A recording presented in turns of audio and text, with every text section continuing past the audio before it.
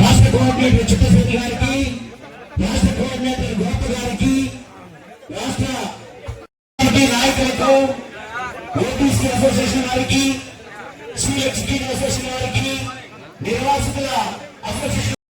కాబట్టి దయచేసి అందరూ కూడా మీరు సహకరించాల్సిందిగా కోరుతూ పోరాట కమిటీ వాళ్ళందరూ అధికారులు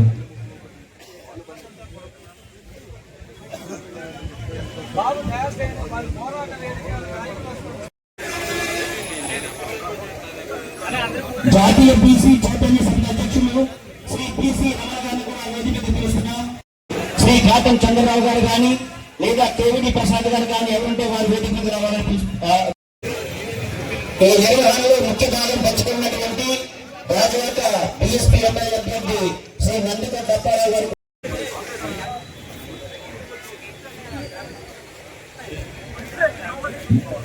అలాగే కొద్ది నిమిషాల్లో ఇక్కడికి వచ్చేస్తున్నారు.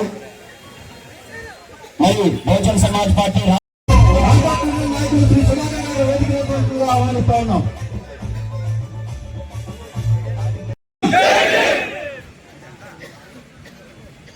కూడా వేదిక మీదగా సాధారణంగా ఆహ్వానిస్తున్నారు. ఇక్కడ రావాల్సిన వాళ్ళని కూడా దయచేసి ఇక్కడ ఇటువైపు కుర్చీలు ఖాళీగా ఉన్నాయి, నిలబడద్దు.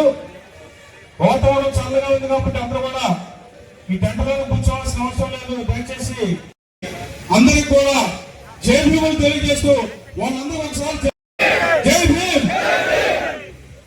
ఈ రోజు బహుజన్ సమాజ్ పార్టీ ఉక్కు కార్మికులకు అందరూ కూడా మద్దతు తెలుపుతూ గతంలో మేమందరం కూడా వాళ్ళ టెంట్ దగ్గర నుంచి మద్దతు తెలిపాం.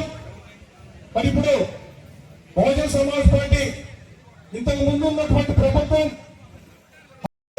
మన పుష్పరాజ్ గారు ఉన్నారు, అలాగే తిరుపతిరావు గారు ఉన్నారు, అలాగే మిగతా కార్యదర్శులుగా ఉన్నటువంటి మన ప్రకాశరావు గారు, తర్వాత విశాఖ ఉక్కు ఉద్యమం ఏదైతే పరిరక్షణ ఉద్యమం ఉందో ఈ పరిరక్షణ ఉద్యమాన్ని ముందుకు తీసుకెళ్ళడానికి ఈ విశాఖ అలాగే జిల్లాకు సంబంధించినటువంటి తర్వాత మిగతా కనకమహాలక్ష్మి గారు, తర్వాత విశ్వనాథన్ గారు, మరి మిగతా వాళ్ళందరూ కూడా, మరి గోపాలం గారు అందరూ కూడా ఈ రోజు ఈ కార్యక్రమంలో పాల్గొంటున్న వాళ్ళందరూ కూడా మరి పేరు పేరుగా ధన్యవాదాలు చేయడం ఇచ్చినటువంటి నాయకులు ఆదినారాయణ గారిని, ఈ పోరాట కమిటీ కన్వీనర్ గారిని ముందుగా ఉపయోగించుకున్నారు. ఒకరి పోతే అధికారానికి వచ్చారు. ఈ వేదిక మీద ఉన్నటువంటి ప్రతి వారిని కూడా నమస్కరిస్తున్నారు. దీన్ని తీసుకెళ్లాల్సిందే. ఇవాళ మోడీ పరంగా ఒక పారిశ్రామికవేత్తలు అనేక ప్రజాజనాన్ని తినేసినటువంటి నాయకులందరూ అక్కడ కూర్చొని పార్లమెంట్ కి సంబంధం లేనటువంటి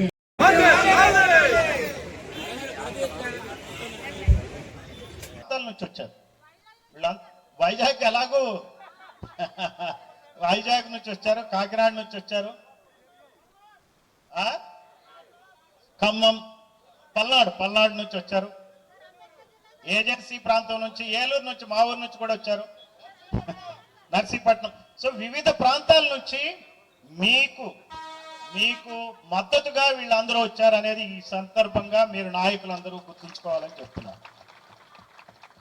ఈ సంస్థ ఉద్యోగుల సంస్థే కాదు, ఇది ఉద్యోగుల సమస్య కింద కొంతమంది ఉద్యోగులు ఆలోచిస్తున్నారు, అలాగే బయట వాళ్ళు కూడా ఆలోచిస్తున్నారు. బయట వాళ్ళు అలా ఆలోచించడం చాలా ప్రమాదకరం.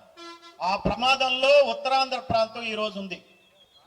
ఇది ఉత్తరాంధ్ర 5 లక్షల కుటుంబాలని ఆదుకుంటున్నటువంటి సంస్థ విశాఖ స్టీల్ ప్లాంట్. కేవలం 17,000 మంది ఉద్యోగుల కోసం కాదు ఈ స్టీల్ ప్లాంట్ ఉంది. 30,000 మంది గురించి, కాంట్రాక్ట్ ఎంప్లాయీస్ గురించి కాదు ఉంది ఈ సంస్థ. ఈ సంస్థ ఇక్కడ ఉన్న జనాలందరికీ ఉంది. ఈ రోజున విశాఖపట్నం ఇంత గొప్ప సిటీగా రూపుదిద్దుకుందంటే కారణం విశాఖ స్టీల్ ప్లాంట్. అటువంటి విశాఖ స్టీల్ ప్లాంట్ ని ప్రైవేట్ పరం చేస్తే రేపొద్దు నిన్న ఏమైందో చూడండి.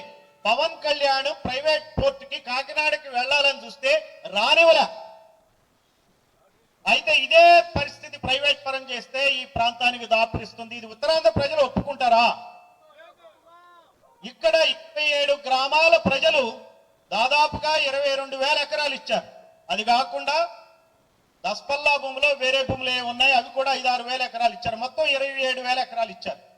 అదే అమరావతికి 33,000 ఎకరాలు ఇచ్చారు. అమరావతిలో 33 ఎకరాలు ఇస్తే ప్రతి ఎకరానికి ఈ ప్రభుత్వం 1000 గజాల ఇంటి స్థలం, 400 కమర్షియల్ స్పేస్ ఇచ్చింది. అంతేకాకుండా ఈ ప్లాట్లు వాళ్ళ చేతికి వచ్చేంత వరకు, చూపించేంత వరకు ప్రతి సంవత్సరం 30,000 రూపాయలు ఇస్తుంది ప్రభుత్వం. మరి ఉత్తరాంధ్రలో 67 గ్రామాల ప్రజలు ఏం పాపం చేసుకున్నారో చెప్పండి నాకు. ఈ ఉత్తరాంధ్ర ప్రజల భూమిని అప్పనంగా విశాఖ స్టీల్ ప్లాంట్ కి అమ్మేసి, ఆ విశాఖ స్టీల్ ప్లాంట్ మొత్తం కలిపి అదానీలకి జిందాల్కి అమ్మేస్తారా? ఇదా ఈ ప్రభుత్వాలను మనం ఎన్నుకున్న ప్రభుత్వాలు చేసే పని?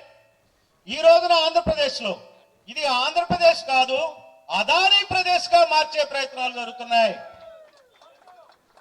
నెల్లూరులో కృష్ణపట్నం పోర్ట్ మన ఆంధ్రుడే నిర్మించాడు. అది నవయుగ సంస్థ తరపున కమ్మాయన. అది అదానీల పరమైంది.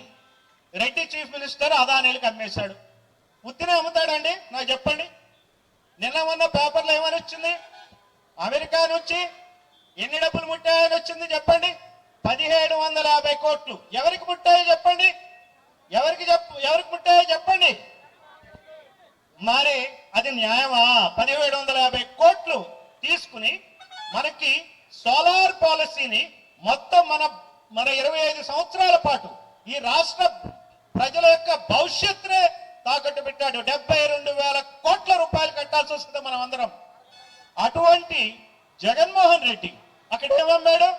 కృష్ణపట్నం పోర్ట్ అమ్మాడు 10,000 ఎకరాలు. ఇప్పుడు అదాని పాదాక్రాంతం అయింది. ఆ తర్వాత మీ పక్కనే 2,000 ఎకరాలు స్టీల్ ప్లాంట్ జాగా తీసుకుని ఎన్నో ఉద్రిక్తల మధ్య ఫైరింగ్లు జరిగి చనిపోయి పెద్ద ఫిషర్మెన్ కి చాలా మంది ప్రాణాలు కోల్పోయి, ఆ పోరాటాల్లో భాగంగా గంగవరం పోర్ట్ ఏర్పడితే ఆ గంగవరం పోర్ట్ ఎవరి పరమైందో చెప్పండి మీరు. అదానీల ప్రదమైంది. అక్కడ ఉన్న గవర్నమెంట్ వాటా 10% కన్నా ఎక్కువ ఉంటే దాన్ని కేవలం 600 కోట్లకు అమ్మేశాడు జగన్మోహన్ రెడ్డి.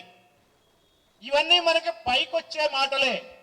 లోపల వచ్చే ట్రాన్సాక్షన్స్, మరి మనీ లాండరింగ్ మనకి తెలియదు. అది తీసేవాళ్ళు ఎవరు? ఎవరైతే దొంగలే వాళ్ళే పోలీసులు. దొంగలే పోలీసులు.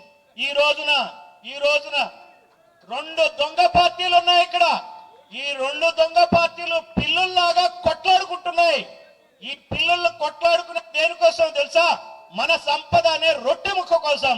మన సంపద అనే రొట్టె ముక్క కోసం ఈ పిల్లులు కొట్టుకుంటే కోతిలాగా అదానీలు జిందాల్లో వచ్చి నీకింత అని చెప్పి ఆ రొట్టె ముక్కను మొత్తం వాళ్ళే తినేస్తున్నారు.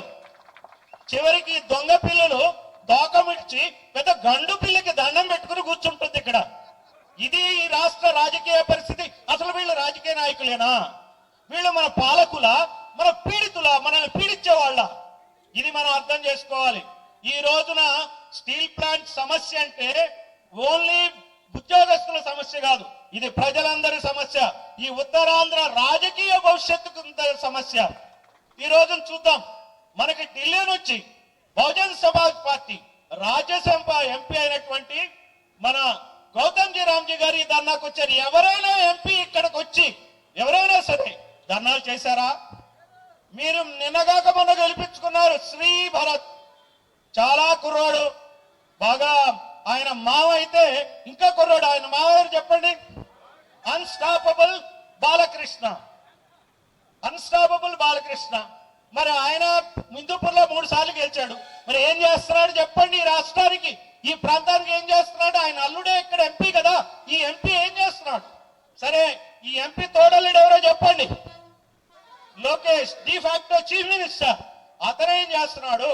ఆయన లోకేష్ తండ్రి చంద్రబాబు నాయుడు 4 సార్లు ముఖ్యమంత్రి అయ్యి ఏం చేస్తున్నాడు? ఈ స్టీల్ ప్లాంట్ ప్రైవేటీకరణ కాకుండా ఇక్కడ హుదూద్ వస్తే బస్సులో కూర్చుని ఈ కార్యక్రమాలని డిజాస్టర్ మేనేజ్మెంట్ చేయడానికి ఉన్నటువంటి శ్రద్ధ ఈ రోజున విశాఖ స్టీల్ ప్లాంట్ ప్రైవేటైజ్ అవుతుంటే ఎందుకు చంద్రబాబు శ్రద్ధ తీసుకోడు నాకు చెప్పండి.